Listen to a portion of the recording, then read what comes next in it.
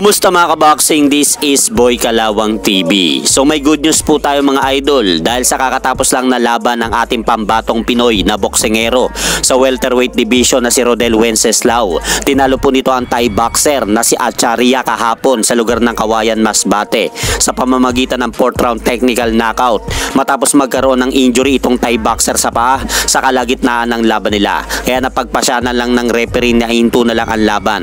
Kaya dahil dyan panalo nga po si Rodel Wenceslao kahapon sa lugar ng Kawayan, Masbate at nakuha po nito ang bakanting titulong WBF International Welterweight belt sa laban. At sa kabilang balita naman po mga idol, ayon nga po dito sa ESPN Insider na si Salvador Rodriguez, may bago na nga po daw petsa ng naudlot na laban nila WBA World Super Flyweight Champion Fernando Pumita Martinez at Japanese boxer Kazuto Ioka.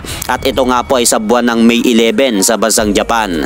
At matapos naman pong opisyal na inilabas ng NYAAC o New York State Athletic Commission ang naging hatol na majority draw sa naganap na laban nila Gervonta Tank Davis at Lamont Rhodes Jr. nung nakaraang linggo, March 2 sa Barclays Center, Brooklyn, New York. Ay naglabas na po ng saloobin itong si current WBA World Super Featherweight Champion Lamont Rhodes Jr. patungkol sa opisyal na inilabas na hatol ng NYSAC o New York State Athletic Commission sa kanilang naganap na laban ni Tank Davis.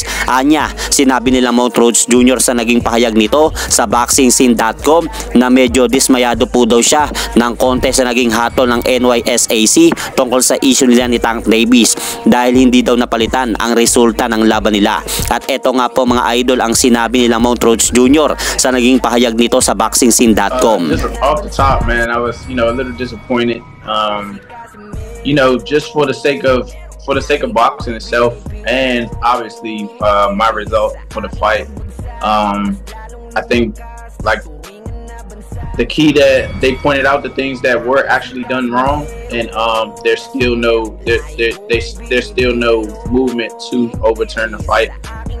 Just really saddened me a little bit, but I wasn't too hung on the decision of the New York State Athletic Commission.